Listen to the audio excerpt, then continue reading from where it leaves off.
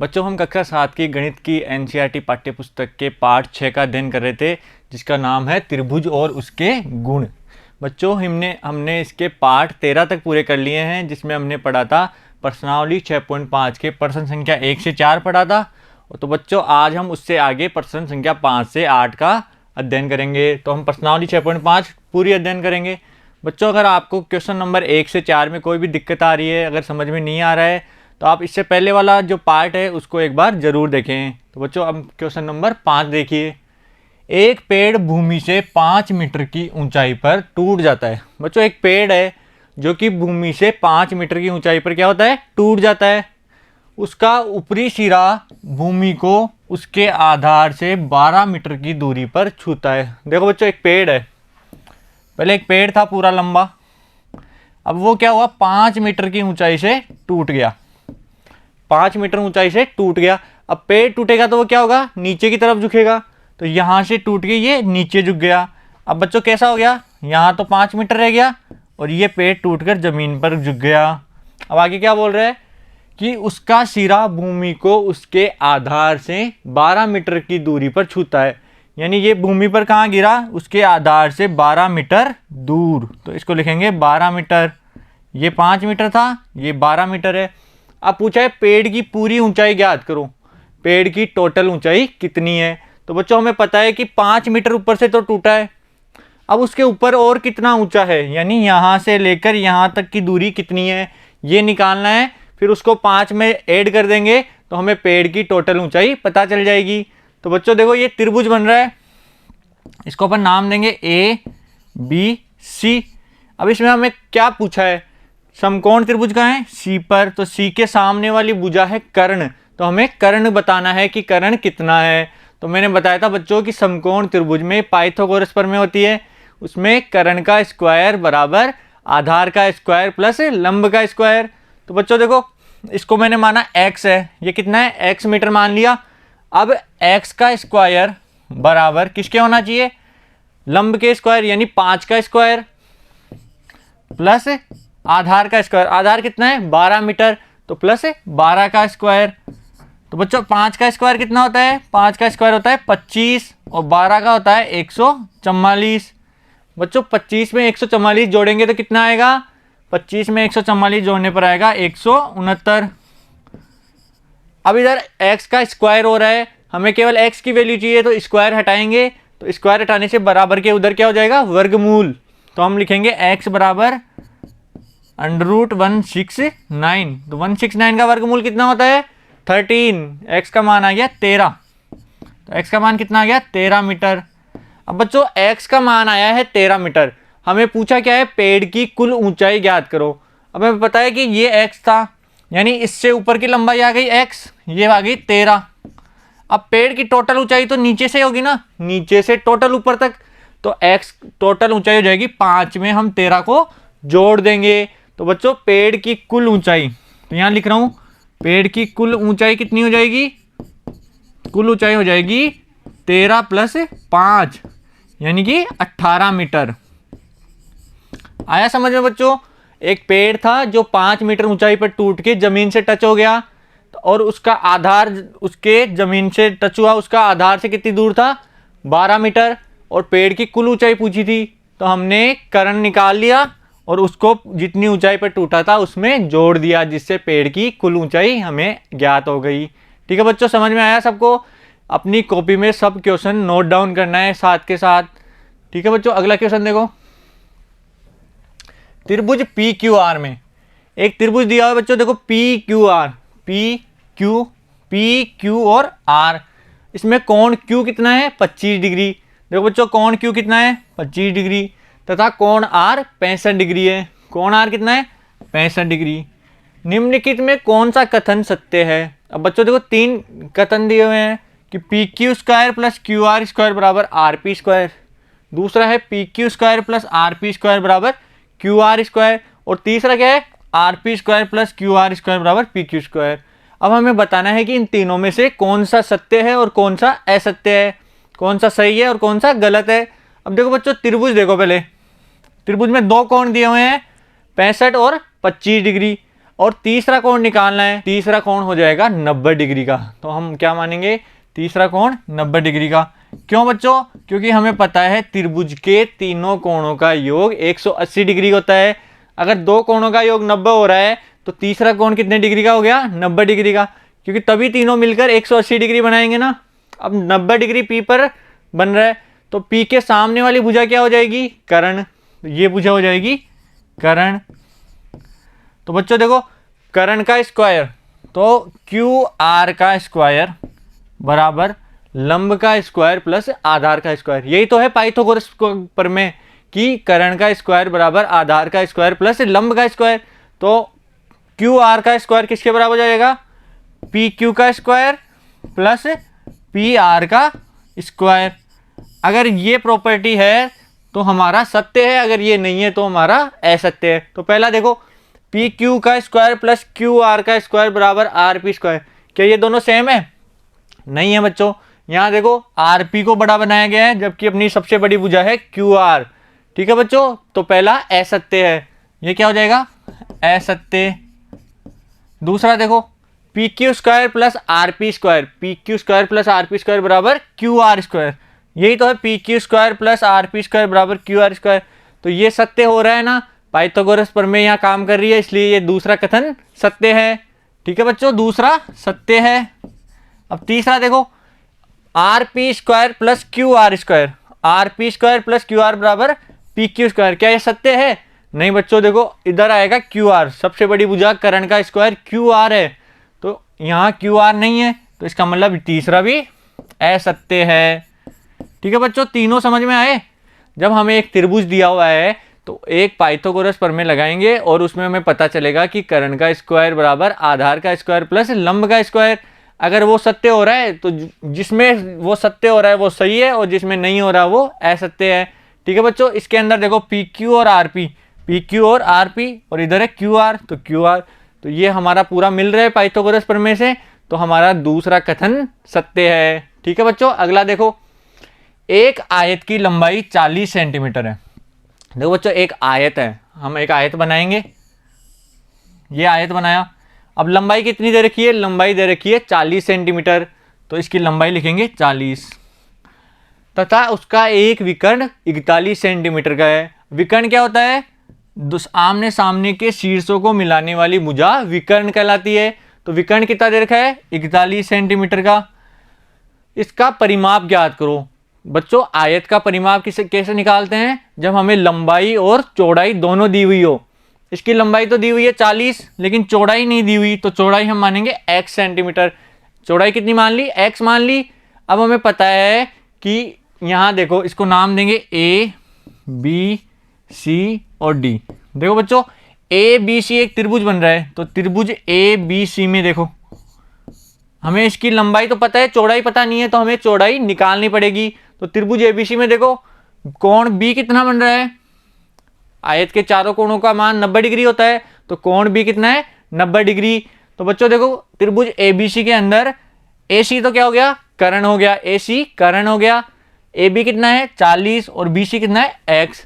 तो हम पाइथागोरस प्रमेय लगाएंगे कि कर्ण का स्क्वायर यानी AC का स्क्वायर बराबर AB square plus BC square. ठीक है बच्चों, अब देखो AC कितना दिया हुआ है 41, तो 41 का स्क्वायर बराबर AB है 40, तो 40 का स्क्वायर प्लस BC कितना माना हमने x, तो x का स्क्वायर। बच्चों 41 का स्क्वायर कितना होता है, 41 को 41 से गुणा करेंगे तो हमारे आएगा 1681। कितना आएगा बच्चों, 1681। 40 का स्क्वायर, 40 को 40 से मल्टीप्लाई करेंगे तो आएगा 1600 प्लस एक्स स्क्वायर। अब देखो बच्चों, हमें x की वैल्यू एक तरफ रखनी है और बाकी बिना x की वैल्यू बराबर के एक तरफ रखनी है। तो 1600 इधर है तो इसको इधर ले आएंगे तो माइनस का हो जाएगा, तो 1681 माइनस 1600 बराबर एक्स स्क्वायर। ठीक है बच्चों, 1681 में से 1600 गए तो कितने आएंगे 81, 81 बच गए, तो एक्स स्क्वायर का मान कितना आ गया 81। अब x के स्क्वायर लग रहा है, स्क्वायर हटाएंगे तो बराबर के सामने वाली संख्या क्या हो जाएगी, वर्गमूल यानी अंडररूट के अंदर आ जाएगी। तो मैं लिख सकता हूं कि x बराबर क्या हो जाएगा अंडररूट 81। 81 का वर्गमूल कितना होता है 9। तो बच्चों देखो, एक भुजा 40 सेंटीमीटर थी और दूसरी भुजा कितनी आ गई, आयत की चौड़ाई कितनी आ गई, 9 मीटर 9 सेंटीमीटर। ठीक है बच्चों, आयत की लंबाई 40 सेंटीमीटर थी और आयत की चौड़ाई कितनी आ गई, 9 सेंटीमीटर। अब निकालेंगे आयत का परिमाप। ठीक है बच्चों, आयत का परिमाप, आयत का परिमाप क्या होता है, 2 गुणा लंबाई प्लस चौड़ाई। ठीक है बच्चों, ये तो सबको पता है आयत का परिमाप का सूत्र क्या होता है, 2 गुणा लंबाई प्लस चौड़ाई। अब देखो 2 की जगह 2 रखा, लंबाई कितनी है 40 और चौड़ाई कितनी है 9। ठीक है बच्चों, 2 गुणा 40 और 9 कितने होते हैं, 40 प्लस 9 होते हैं 49। अब 2 को 49 से मल्टीप्लाई करेंगे तो कितना आएगा, 98 सेंटीमीटर 98।